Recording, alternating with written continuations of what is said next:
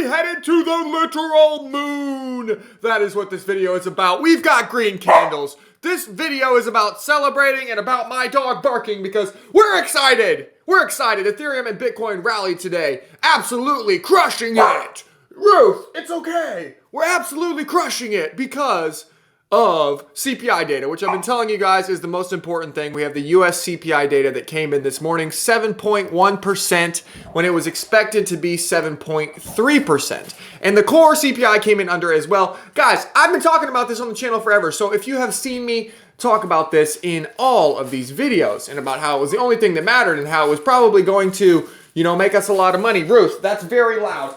My dog's very excited today. I don't know what to tell you guys. I'm not going to edit these videos. If you want an edited YouTube channel, go somewhere else because that is not me, Okay, so I told you guys that we are going to the CPI is going to come down like a rock January through April. But yesterday I told you that there was a 60 to 70% chance that we go up even as soon as tomorrow. And guess what? Boom, we did. So I hope you guys bought some Ethereum yesterday. We're going to talk about, in the rest of this video, we are going to talk about how this FOMC meeting, which is the last thing tomorrow, FOMC meeting, Jerome Powell takes the stage. It's the only thing that can really stop us from honestly headed back to, 30K Bitcoin. I know that sounds crazy because we've dropped so much. Like, look at this chart. It's been literally an entire year of hell. But I'm telling you that there's really only a couple things in the way of headed back to crazy levels. So you need to watch the rest of this video if you want to know what's going to happen tomorrow. All right, sorry for all the yelling and screaming. I'm just super excited. Before we get started, please smash the like button. Please share this with someone. Check out the short video that is in the link of every single video. It's freaking awesome, and I can help you make a ton of money over the next year, but you kind of got to hurry. Like, if you haven't checked the link yet, you should, because like I said, all of this depends on the price of Bitcoin and Ethereum. So if you're not going to watch the video on the link, you're probably not going to be able to lock up your coins in a vault safer than Fort Knox. So go watch the video. Just trust me. It's going to be freaking awesome. Okay, now let's get on with it. What happened today? Basically, I told you guys that we had this CPI print, which is today, and if we came in under expectations, we were going to pump. We came in under expectations, great. So the next thing to look for is Jerome Powell taking the stage tomorrow. And so these meetings are broken down into two parts, just so you guys know, for those of you guys who haven't watched every single meeting over the past, 18 months like I have, okay? So it's very simple. This is how it always plays out. At 2 p.m. Eastern, okay, this is FOMC, okay, 2 p.m. Eastern, we have the release of the data, okay? It's the data release, okay? DATA release. Okay, this has two parts, okay? The first, and it actually, and the market will move. If you're trading this, the market will move twice. It's really stupid, okay? So the first time it will move is the interest rate release, okay? So interest rate release is right at 2 p.m., okay? And this will either be 50 BPS, or 75 BPS. But everyone and their mother knows that it's going to be 50 BPS. So this one is basically a non-event, okay? So if it's 50 BPS tomorrow at 2 o'clock, the market's not going to do anything. The thing that they're going to do very quickly is by 2:01 p.m., okay? So 2:01 p.m., you have probably a minute to react because you actually have to go look at this. You're going to look at the dot plot. Okay, this is stupid. I know. I'm just telling you so you guys understand what's happening. The dot plot is the other piece of data that is released. The dot plot looks like this, okay? It literally looks like dots on a screen. This is how global market. Smash the like button if you think this is stupid. Global markets will trade trillions of dollars of value tomorrow because of dots on a little screen like this. Basically what this is projecting what are the interest rates going to be going forward for the Fed. Translation, how much is the money printer going to go burr into the future? It's basically predicting how much the money printer is going to print going forward, okay? And so if there is any adjustment in these dots downwards, that means the markets will pump very hard on that because that means that they're predicting that they don't have to raise rates as hard. If these dots go up, then we will probably honestly nuke tomorrow. But I don't see that happening. I think that what's going to happen is actually right in the middle. I think it's just going to stay exactly the same as it did before, honestly. I think it's going to stay exactly the same as it did before. So, honestly, the funny part is at 2 p.m., it's probably going to be a non-event. It's probably going to be either a non-event or a bullish event. I would say, if I had to give you guys a percentage, because that seems to be working out pretty well. Okay, at 2 p.m., 60% chance of up, okay? And 40% chance, I'll give a little percent chance for down, okay? 30% chance of sideways and 10% chance of down, Okay, that's what I think. I think that's very obvious based on what's coming out. Okay, so what really matters tomorrow is at 2:30 when this guy comes up on the stage and actually talks. The press conference is at 2:30. Okay, so 2:30 p.m. we have Jerome Daddy Powell taking the stage, and my dog is eating something. Of course, she loves to eat. Does your dog love to eat these? Ruth, you are losing it today. You're losing it. Okay, 2:30 p.m. Eastern Time. JP comes up on the stage. Okay, so when JP comes on the stage, the markets listen. I don't know if you guys know this. This is Jerome Powell. If you don't know who this is by now, you really, really have been living under a rock, okay? And so he's going to come up and he's going to talk. And here and everyone is just going to say two words tomorrow. It's either going to be hawkish, or dovish. And if you don't know what these two words mean, again, you've been living under a rock. But hawkish basically means I'm not going to print the money, and dovish means I'm going to print the money. Okay? And so what do we expect from Powell? Now, here's the issue, okay?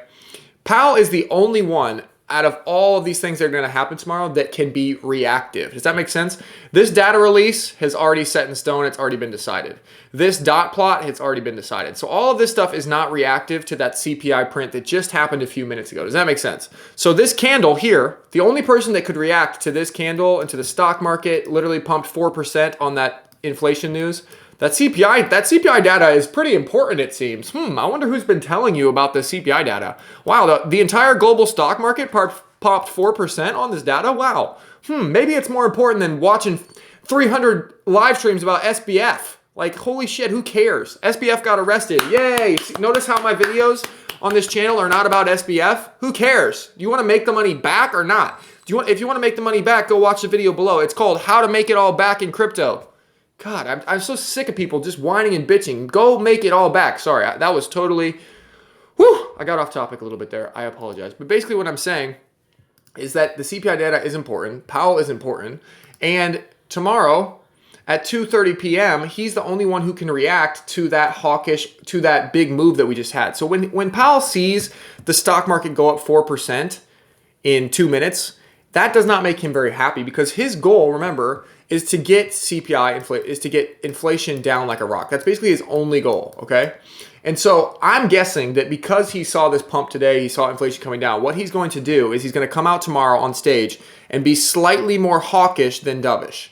Okay, I don't think he's going to say anything like crazy. He might on accident, but I think he's overall, the market's kind of expecting him to come out and say, everything's good, we're going to the moon. I don't think that's what he's going to do. I think he knows that just like I've been telling you on this channel, if you go back and watch this video from 3 weeks ago, wait, where is it? This one, 3 weeks ago, right?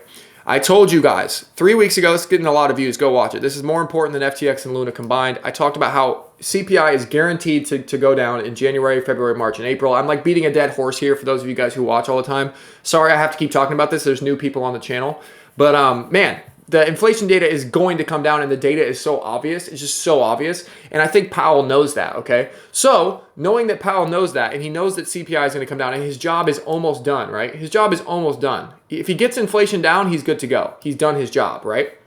And so if it was me and I knew that my job was almost done, I wouldn't let off the gas at the last second, right? If I was driving and I was almost at the finish line, I would push the gas and get to the finish line. So him pushing the gas, the only thing he has left, he can't raise rates anymore, right? He can't because the markets will lose their mind and people are losing their jobs and he just can't. So this is basically it. He's not going to raise rates much more than this. Maybe like 25 more BPS after today, right? So the only thing he can do is his words. That's the only way he can influence things. So it is my opinion that he'll probably come out fairly hawkish tomorrow just to make sure, just to put one last stake in the ground that CPI is going to come down because he knows the data is headed that way. And if he can just talk the markets into not pumping to the moon through December, then he's definitely going to get his job done. Does that make sense? So if you missed this move, the good news for those of you guys who are slow and are not watching this channel is that if you missed this move today, you missed this giant, amazing candle today, you'll probably get another chance tomorrow because Jerome Powell will probably come out on the stage and he'll probably say something hawkish and he'll probably get at least during his speech, I'm guessing there'll be enough volatility for you to get an entry, okay? I'm not saying that we're going to nuke after this. Absolutely not. I think the market will probably just listen to what he says.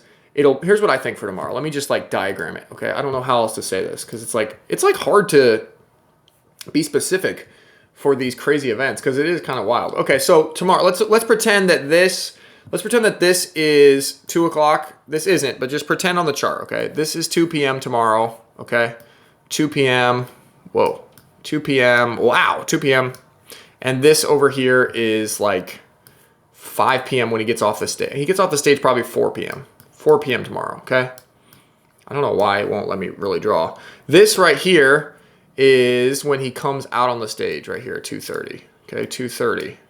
And yes, this is how traders trade this. I know. I don't do that. I don't trade this live, to be honest, because it's just too stupid. I just go long. Okay, so 2:30 p.m. You guys with me? This is when he comes out on stage. Okay, so what do I expect? Honestly, I expect, let's say Ethereum was this price going into it, okay? I think Ethereum probably just goes like sideways like this. He comes out on the stage, and the price is going to go like dun, dun, dun, dun, dun, while he talks, right? And then maybe, depending on the overall tone, I don't know. I mean, maybe we get one more like last little push down and then up after that. I think that's the worst thing that could happen, is that we get one little push down, like either during his talk, right? Like right here is a good time to buy, right here's a good time to buy, or maybe that last dump right after he's done talking in case he says something really stupid. I think that's your last chance to buy. I think once unless you better just hope. If you're not in yet, there's really no hope for you if you're not in yet, to be honest. If you haven't bought Ethereum yet, I think you're insane. But if you haven't, hopefully your best hope is that he says some hawkish shit tomorrow and you're able to buy around $1,300. I think $1,300 is about as much as you can ask for the market right now. I mean, maybe $1,250. Maybe if he's like super hawkish tomorrow, like, oh my gosh, like, oh, he just screams the whole time. But I don't think this is very likely. I think this is probably your best bet. You can probably still get this entry on Ethereum. And then I really do expect us to go to $2,500 before April. So that's literally my plan. Like I've been all in for a long time, just so everybody knows. Like I can't trade these moves because I don't have any more money. You know, I've been all in. So I expect, okay, this is a horrible chart to do this on. Let me do it on the daily chart. This is what I expect for Ethereum. Right now we've come down. Our top was at what? $4,800. $4,800. We've come all the way down. Right now, I just want to let you know that if we would not have had SBF, FTX, we would already be right here at $2,500. We would already be right here, 100%. And on Bitcoin, let's go here. Let's get rid of this. We would already be at 30K. Remember, I changed my name to Kale 30K before 15K on Twitter forever. It used to be Kale 30K before 15K. I would have been right. I would have been right if it wasn't for freaking SBF and FTX. That's so annoying. That's so annoying. That's such a side note. But anyway, we would already be right here. $30,000 Bitcoin or $2,500 ETH. So I fully expect the market to return to those levels because that's the price that it should be if it wasn't for the stupidest thing that ever happened to crypto. So I think this will happen by April. I really do. I think by April, sometime before April, we'll get 30K Bitcoin. And we will get $2,500 ETH before April. And the reason for that is very simple. CPI is going to nuke. Go watch this video. It's a mathematical certainty. Go watch this video. It's a mathematical certainty. But really, don't watch this video because you've probably already seen it. Go watch the video in the link below. You can make it all back in crypto this year. All right. I love you guys. See you. Bye.